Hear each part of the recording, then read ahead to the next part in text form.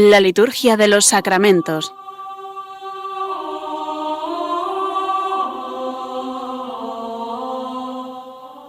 Con el Padre Juan Manuel Sierra.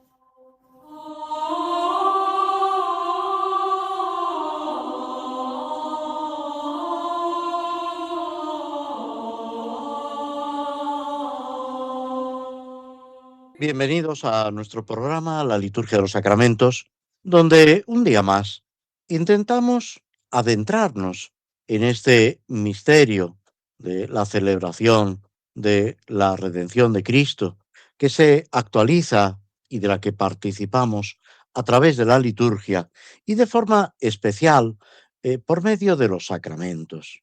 Todos sabéis que los sacramentos son acciones instituidas por Cristo, que tienen una eficacia para santificar a los hombres, para glorificar a Dios. Son signos sensibles instituidos por Cristo, mediante los cuales se nos comunica la gracia, la participación en la vida divina y al mismo tiempo se nos capacita para determinadas acciones, para determinadas misiones que Dios mismo, a través de la Iglesia, nos encomienda. Todo este conjunto de celebraciones, de acontecimientos salvíficos, van acompañando la vida del cristiano, pues desde el bautismo, desde ese nacimiento a la vida divina, desde esa vinculación a Cristo que nos hace hijos de Dios, hijos en el Hijo, y al mismo tiempo crea en nosotros una vinculación que es lo que se llama la comunión de los santos. Los apóstoles, sobre todo San Pablo y los primeros cristianos, se designaban unos a otros precisamente así, santos. Santos, como dice el apóstol de las gentes, por vocación. Santos, o si preferís, llamados a la santidad, porque la santidad no es tanto fruto de nuestras acciones, de nuestro esfuerzo, sino una acción divina. Es verdad, esa frase de San Agustín, cuya fiesta celebraremos casi a final de este mes, el 28 de agosto, dice: Dios que te creó sin ti, no te salvará sin ti. Es necesaria esa cooperación, esa vinculación a Dios para alcanzar la salvación, o si preferís, la santidad. Cuando hablamos de alcanzar la salvación, a veces tenemos el peligro de pensar como si dijéramos en un mínimo. No, la salvación es llegar a esa plenitud, que es verdad que en cada persona es de una forma distinta y que la acción de la gracia en nosotros lo que va es dilatando nuestra capacidad de recibir esa participación en la vida divina. Y debemos intentar, a lo largo de nuestra peregrinación en esta vida, viviendo cada momento con un verdadero espíritu de fe y en la caridad, pues que nuestro espíritu se vaya dilatando para llegar lo más posible a esa perfección, a esa capacidad máxima de recibir la vida divina. Esto es lo que han vivido los santos que nos han precedido, como se dice en uno de los prefacios de difuntos, con el signo de la fe y duermen ya el sueño de la paz. Se dice también en el memento de difuntos. Son estas frases que deben quedarse como grabadas en nuestro interior, en nuestro espíritu, para ir alimentando nuestra conciencia, esa percepción de la presencia de Dios. Aquí también juegan un papel importante los cantos que se emplean en la liturgia, el canto de los salmos, de los himnos, que deben ser como una música de fondo que va resonando en nuestro espíritu, incluso cuando realizamos otras tareas, pero poco a poco es como ir transformando toda nuestra existencia mediante esa respiración, digamos, en, en ambiente cristiano. Como os decía, los santos de ayer, de hoy, de siempre, han vivido esta realidad, esta cercanía, cada uno dentro de su propia vocación, cada uno en esa historia de su vida que es distinta, única e irrepetible, y con esas gracias de Dios que acompañan a cada persona, cada hombre, cada mujer que ha sido creado por Dios, llamado por Jesucristo a participar de esa felicidad y de esa santidad. Hoy se celebra una santa que no está en el calendario eh, propio de España ni en el calendario romano universal, pero que tiene una gran importancia, es de origen portugués y vivió muchos años y murió precisamente en Toledo. Santa Beatriz de Silva y Meneses.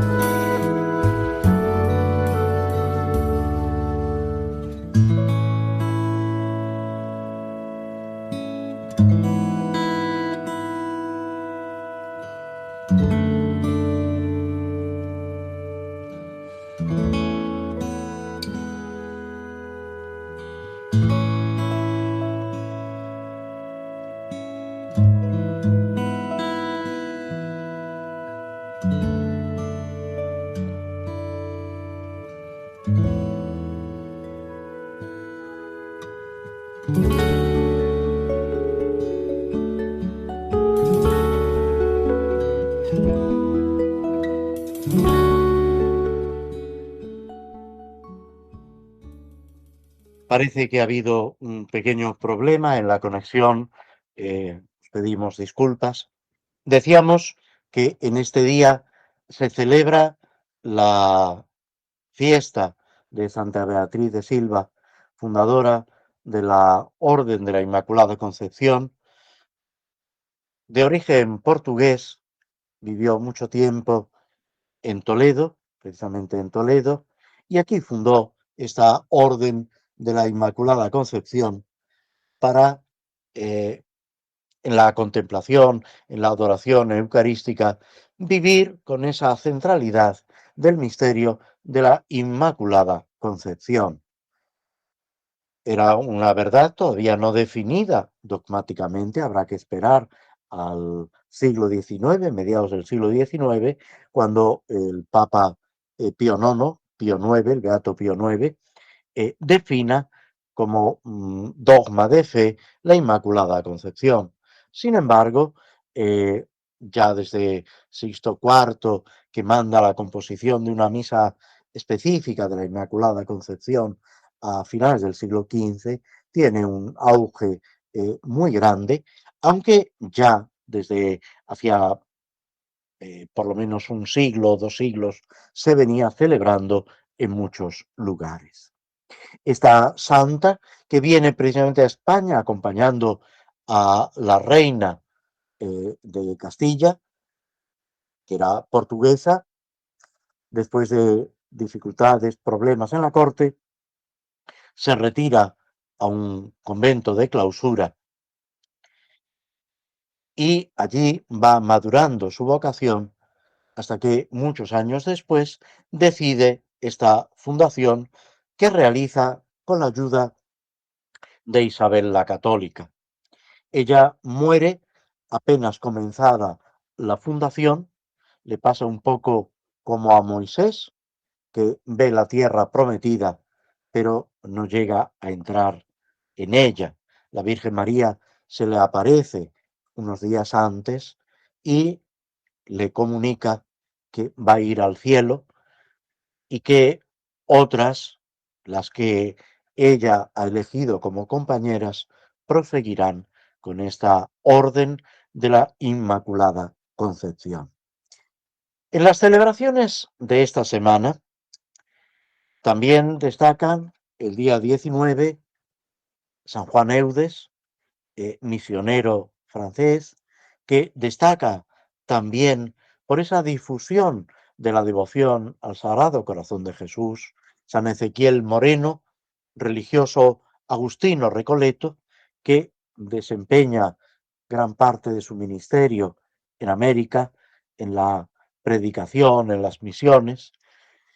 Y el día 20 de agosto celebramos a un doctor de la Iglesia, San Bernardo Abad, que en el siglo XII-XIII destaca precisamente por esa renovación de la vida contemplativa, por su magisterio, su enseñanza, sus consejos al Papa, a los cardenales, a los reyes, pero centrado todo en esa devoción profunda a Jesucristo, en ese amor entrañable a la Santísima Virgen María. Sus obras siguen siendo una referencia de espiritualidad, de enseñanza teológica. Podemos recordar su comentario, en realidad son sermones, sobre el cantar de los cantares, hablando de ese amor a Dios, de ese amor a Jesucristo. El día 21 de agosto celebramos a San Pío X, Papa. Es el Papa, podemos decir, de la comunión frecuente y de la comunión de los niños. Él comienza su pontificado en 1903 y muere en 1914, cuando está comenzando la Primera Guerra Mundial. Un papa que había sido párroco, fue obispo en varias diócesis de Italia, un hombre que destaca por su inquietud, su labor pastoral y afrontando los problemas, las dificultades de su tiempo con toda valentía. Se enfrenta, por ejemplo, como ya había comenzado eh, en tiempos de su predecesor, León XIII, a hacer frente al modernismo, a las desviaciones doctrinales y hace, digamos, mm, o toma como lema, hace suya esta frase, instaurar todas las cosas en Cristo. Es lo que él se propone, que Cristo sea el fundamento de todo. También, junto a esa comunión de los niños, que él auspicia, que él promueve, que todos los niños, llegados al uso de razón, puedan participar de la Eucaristía, de la comunión y de la comunión frecuente, precisamente para que reciban esa ayuda de la gracia de Dios en su camino, en su itinerario de santidad. También le corresponde al Papa San Pío X una reforma importante de la curia romana para que precisamente este organismo que auxilia al Papa pueda desempeñar correctamente esa tarea en servicio de la Iglesia Universal. No podemos olvidar que para San Pío X esa atención pastoral, ese cuidado de los fieles, era lo principal, lo más importante, como no puede ser de otra manera. A él le corresponde también una reforma de lo que se llamaba entonces el breviario del oficio divino, y deseaba también acometer una revisión completa del misal romano, aunque esto no llegó a realizarlo. Y es él el que inicia, aunque no lo termina tampoco, una, digamos, revisión del derecho en la Iglesia en aras a formar un código de derecho canónico, un compendio de toda esta legislación que organiza, que guía el funcionamiento de la Iglesia Católica. Hasta entonces no había un código de derecho canónico, sino distintas recopilaciones de normas, leyes, bulas, etcétera, lo que complicaba muchas veces pues ese funcionamiento orgánico, ecuánime, adecuado, eh, con respecto a las normas que los papas y la Iglesia en general habían ido dictaminando. Y por último, el sábado 22 de agosto, justo, digamos, una semana después de la Asunción, celebramos a la Virgen María Reina. Es una fiesta que instituye Pío XII, precisamente para subrayar como consecuencia de la Asunción esa realeza, esa glorificación de María que desde el cielo sigue pendiente de nosotros e intercediendo ante su Hijo como Madre y como Reina.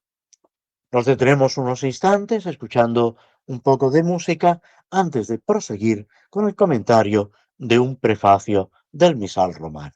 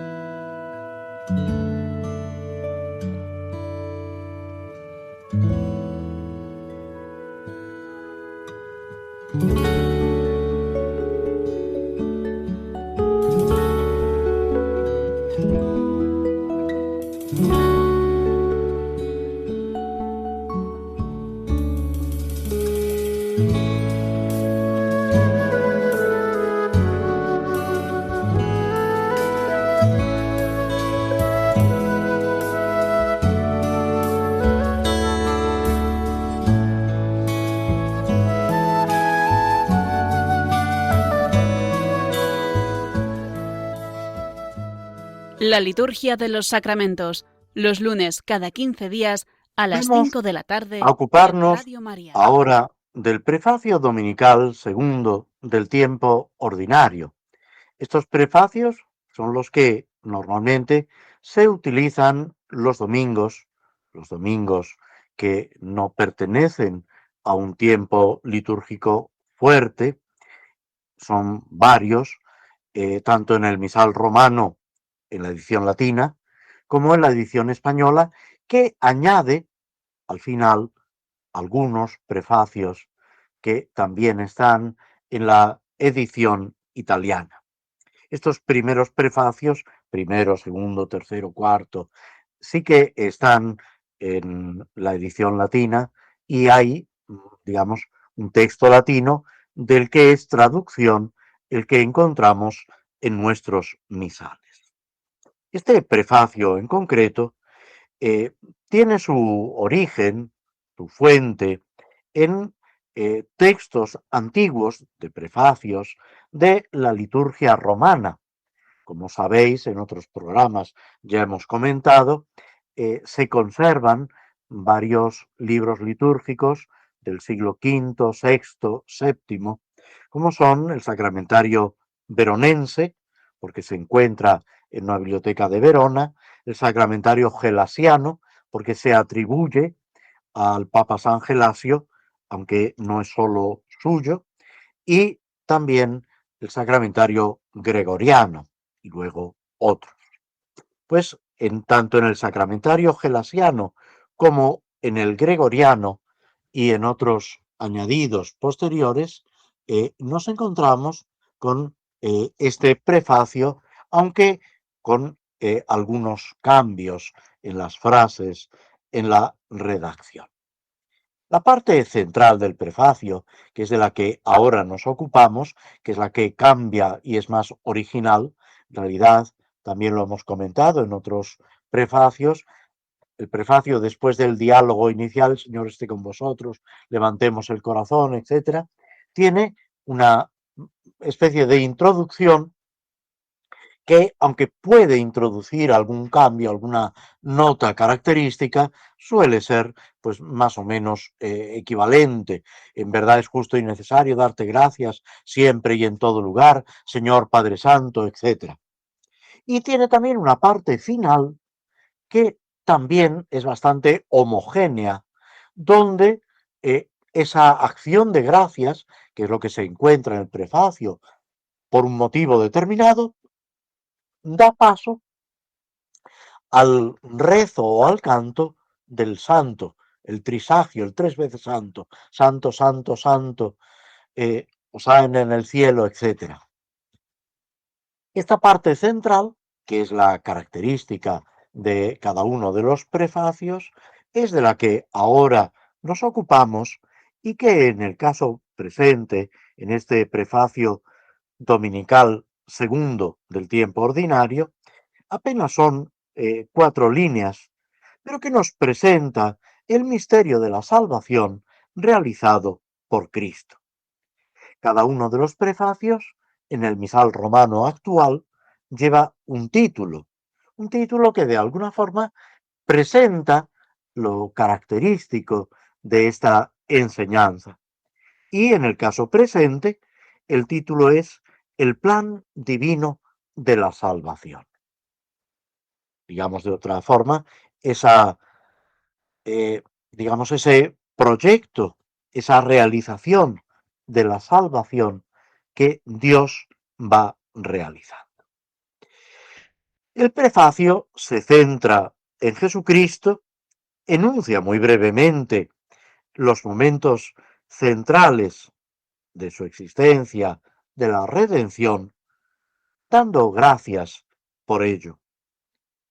Podemos decir que encontramos una serie de conceptos teológicos que son de una gran importancia. Dice así, el cual Cristo, compadecido del extravío de los hombres, quiso nacer de la Virgen, sufriendo la cruz, nos libró de eterna muerte, y resucitando de entre los muertos, nos dio vida eterna. Lo primero que aparece ante nosotros es esa compasión del Señor. Se alude a Cristo, citando al final del párrafo anterior, para girar todo en torno a Él como protagonista de la redención. Toda la historia de la salvación, desde las primeras páginas de la Biblia en el Génesis, está llena de acontecimientos que manifiestan esa compasión divina, ese amor misericordioso que es más fuerte que el pecado y que vence la ingratitud de los hombres.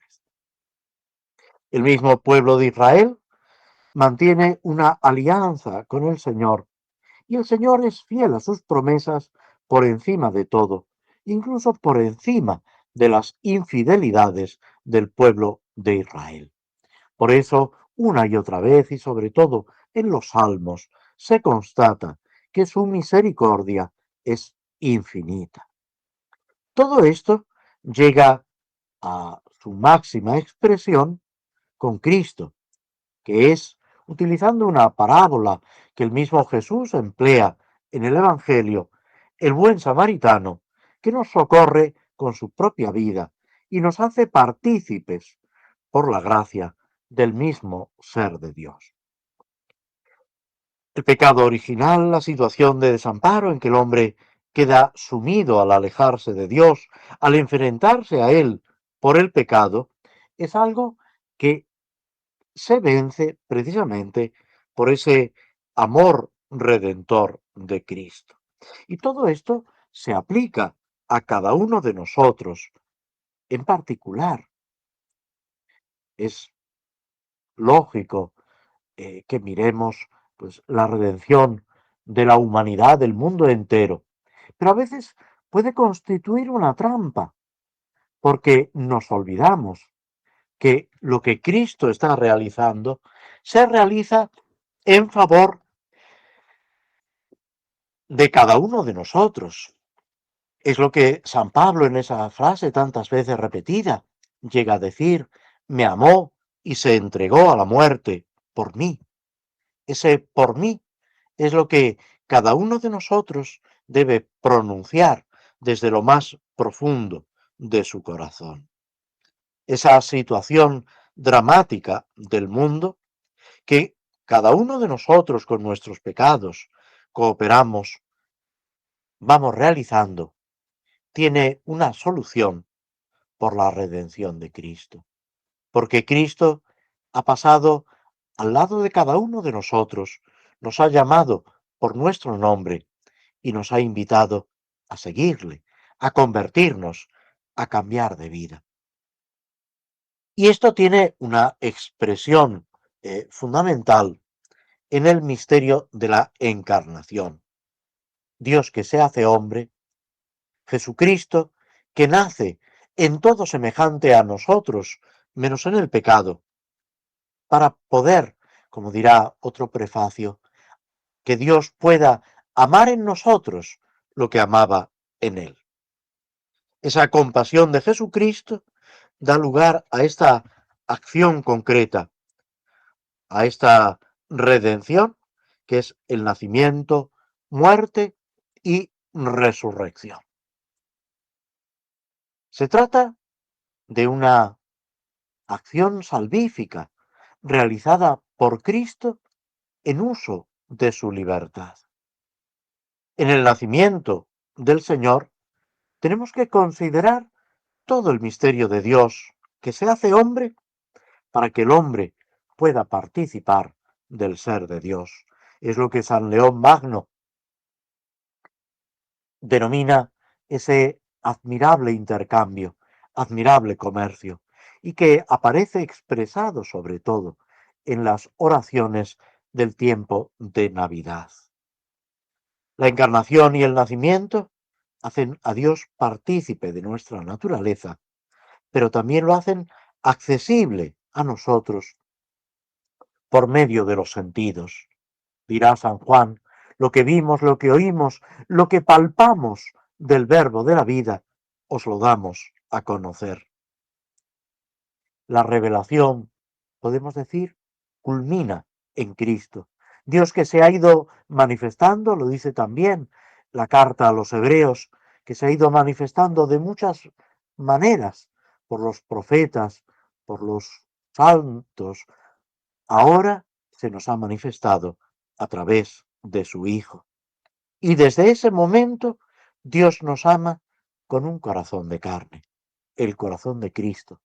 Lo que San Juan Eudes iba anunciando con su predicación, con su ejemplo, con su vida. Lo invisible de Dios se manifiesta visiblemente en Jesús. Y también aquí la Virgen María, la Madre de Dios, juega un papel fundamental. Por eso, el prefacio en su brevedad no deja de mencionar a la Madre de Dios y Madre nuestra. Quiso nacer de la Virgen, con todo lo que eso supone para ella y para nosotros. Y después, en la cruz, en la persona de Juan Evangelista, nos la entrega como madre a todos, a cada uno de nosotros. Y en la Asunción, que acabamos de celebrar, esa maternidad de María sobre cada uno de nosotros adquiere una plenitud, puesto que ya entra en contacto con nosotros como madre desde el ser de Dios, con un conocimiento mucho más completo, mucho más profundo y mucho más eficaz. El prefacio también nos presenta ese misterio de la redención, la cruz y la resurrección, ese misterio de amor que hemos de contemplar y del que debemos participar, viviendo unidos a Cristo. Todo esto se realiza ya por el bautismo, pero es necesario que lo vivamos de una forma consciente, de una forma realmente generosa y viviendo en la caridad, esa caridad de Dios. Nos detenemos de nuevo unos momentos antes de proseguir con el comentario a los salmos.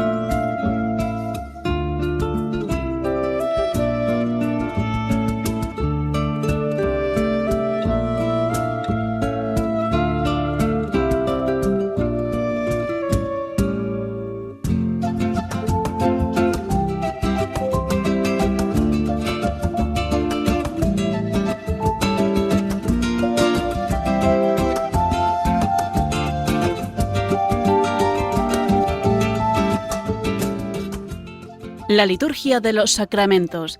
Conoce qué se realiza y por qué de la mano del Padre Juan Manuel Sierra. Habíamos comenzado con el Salmo 90-91, según la numeración hebrea. Este salmo, que es una exhortación sobre Dios, que es refugio del hombre, y es un oráculo divino, Es también uno de los salmos llamados de peregrinación, que eran usados en el ascenso a Jerusalén para visitar el santuario del templo. En realidad implica una profesión de fe en el Dios de los padres, de los patriarcas, en el Dios de la alianza.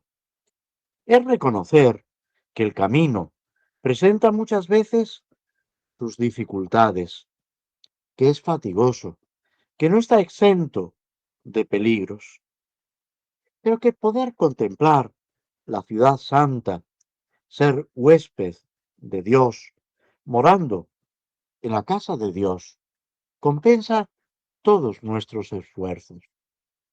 Ya hablábamos de las distintas partes en las que se divide el Salmo, una introducción de la que ya nos ocupábamos el día anterior, una parte central mucho más extensa que presenta esa providencia paternal de Dios y una conclusión, de nuevo más breve, son 3 versículos, que en forma de oráculo eh, nos presenta, nos explica esa promesa divina.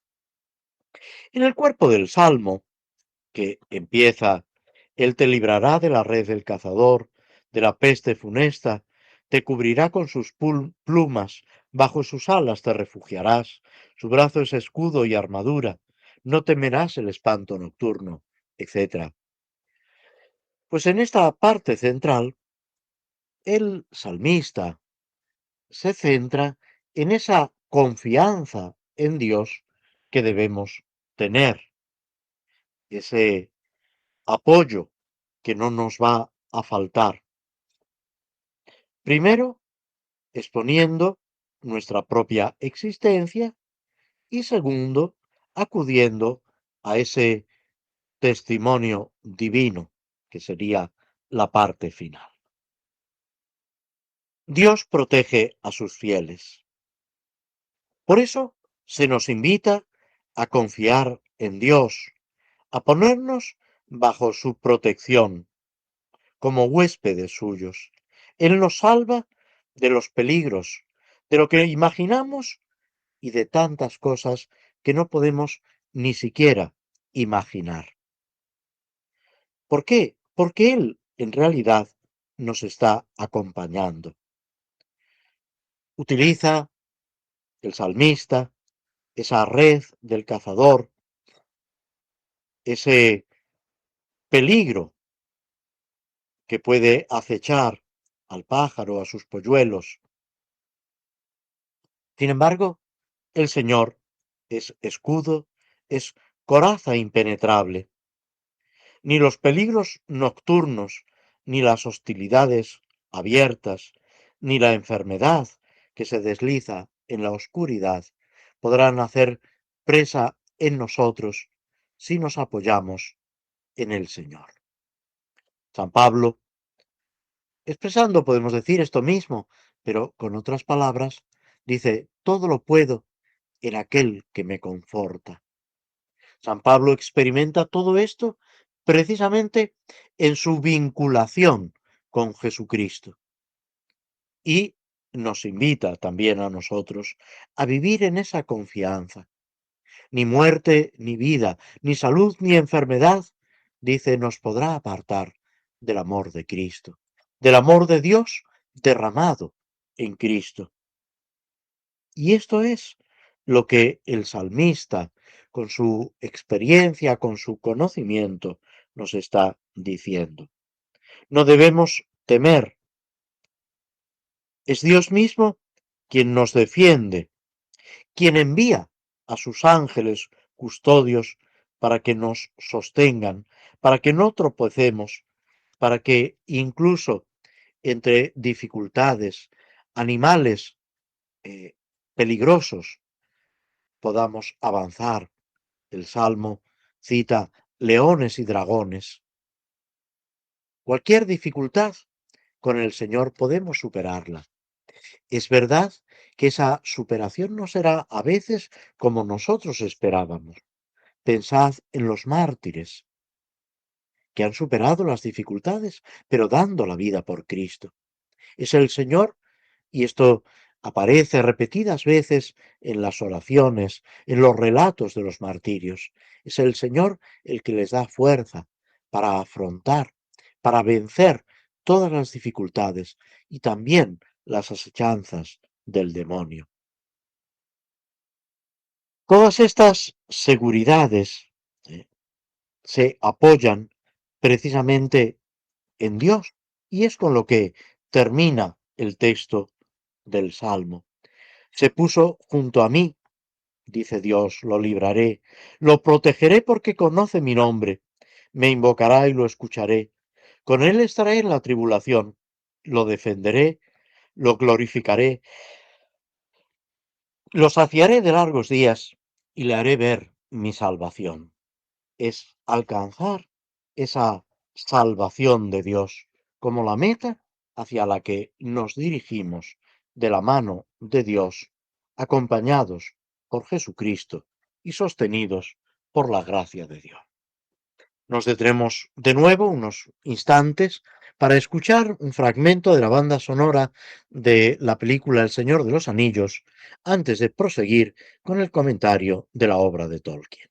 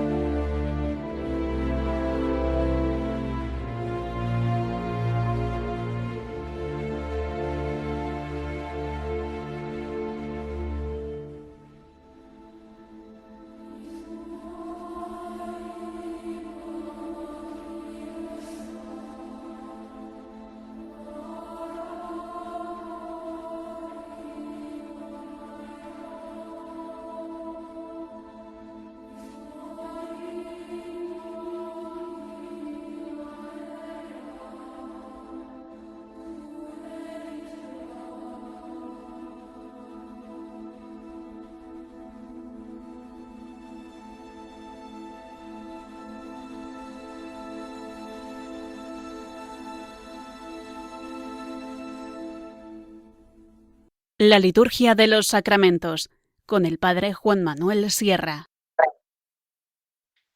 Después que Frodo, Sam y Gollum, que es el que los guía, han dejado esa visión terrible, fantasmagórica de las murallas de Mordor y se han decidido a buscar otro camino, otra vía de entrada a Mordor. Han ido recorriendo al principio, pues en medio de esa desolación, y poco a poco van llegando a zonas que no están, podemos decir, corrompidas o no totalmente corrompidas.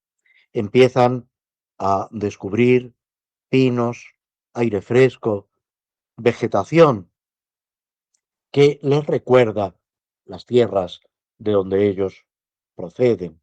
Sin embargo, son conscientes que están todavía en terreno dominado por el enemigo. Avanzan por esta región llamada Ithilien, Por una parte, con esa satisfacción, al mismo tiempo consolados por haber pospuesto ese peligro inminente, esa situación que aparecía dramática ante ellos. Pero mm, poco a poco, con esa incertidumbre de no saber qué se van a encontrar. Descubren corrientes de agua, calman su sed, se asean, se lavan, aprovechan para descansar cubiertos por la vegetación. Incluso Sam le pide a Gollum que busque algo de comer y Gollum, con ese deseo, como él dice, de ayudar a los buenos hobbits, aunque Sam no termina de fiarse de él, le proporciona caza para ellos 2 conejos. Sam se decide a cocinarlos ante las protestas de Gollum, que preferiría comerlos crudos, y enciende fuego con precaución, que luego veremos que no fue suficientemente precavido.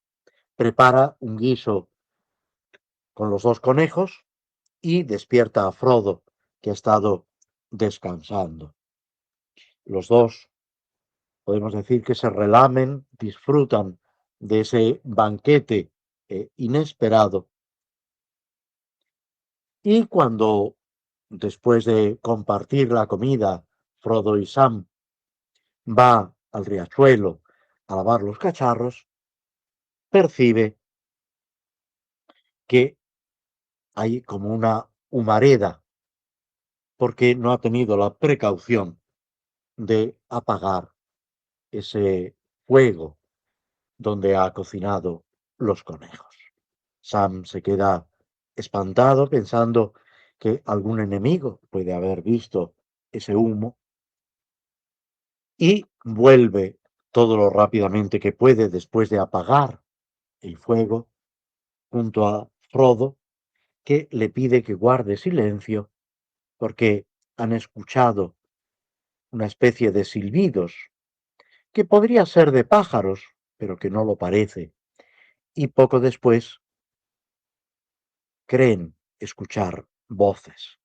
Se preparan para huir, escondidos todavía entre los helechos, cuando perciben que 4 hombres los rodean y les impiden totalmente la huida. Puesto que ya ocultarse es imposible, Frodo y Sam se alzan en pie, empuñando sus pequeñas espadas. Y tanto los 4 hombres como ellos quedan sorprendidos. Ellos de ver eso, a 4 hombres fornidos, de aspecto parecido a lo que han reconocido en Boromir, el que les ha acompañado durante largos días de peregrinación, formando parte de la Compañía del Anillo. Llevan espadas, lanzas, arcos, van vestidos de verde y castaño, con guantes que les cubren las manos, los rostros encapuchados y enmascarados en verde. Los hombres, que esperaban encontrar orcos, quedan también sorprendidos, maravillados, y se preguntan qué es lo que son. Afirman, no son orcos. Y uno de ellos, el que parece ser el que dirige el grupo, dice, tampoco son elfos. Los elfos no se pasean por el Itilien en estos tiempos y además son maravillosamente hermosos. Y aquí Sam, y es curioso cómo lo presenta Tolkien, pero tiene también una enseñanza para nosotros. No deja de responder, no sé si con humor o con cierta ironía, pero es poner, como si dijéramos, una nota cordial, incluso en situaciones dramáticas. Es algo que siempre ayuda. Y si lo podemos hacer desde la fe, todavía mejor. Sam, sin conocerse, sin saber lo que va a ser de ellos, responde a esa afirmación de que ellos no son elfos, pues los elfos son maravillosamente hermosos, responde, lo que significa que nosotros no lo somos, supongo. Muchísimas gracias. Y a continuación, con ese desparpajo que en ocasiones muestra el ayudante, el asistente de Frodo, dice, tal vez queráis decirnos quiénes sois vosotros y por qué no dejáis descansar a dos viajeros fatigados. A todo esto, su interlocutor ríe y se presenta. También descubrimos en las intervenciones de unos y de otros una cordialidad que es muy importante. En vez de iniciar una discusión o empezar directamente a atacar, responde a la pregunta. Yo soy Faramir, capitán de Gondor, mas no hay viajeros en esta región, solo servidores de la Torre Oscura o de la Torre Blanca. A lo que Frodo esta vez responde, no somos ni una cosa ni otra, sino viajeros, diga lo que diga el capitán Faramir. Podemos decir viajeros, peregrinos. Y a partir de aquí se establece un diálogo entre ellos que va a quedar interrumpido por la urgencia de la batalla que acecha a Faramir y a sus compañeros. Pero sale veladamente la misión de Frodo, la compañía de Aragorn y Boromir, el cumplimiento de las antiguas profecías, y todo esto queda pendiente para aclararlo. Lo que sí descubrimos en Faramir es prudencia, sabiduría, para no actuar apresuradamente y para no cometer injusticias. Una lección que también nosotros debemos aprender día tras día. Con esto llegamos al final de nuestro programa. Os agradecemos a todos vuestra presencia, vuestra compañía a través de las ondas de Radio María y esperamos volver a encontrarnos, si Dios quiere, dentro de 2 semanas. Muchas gracias y muy buenas tardes.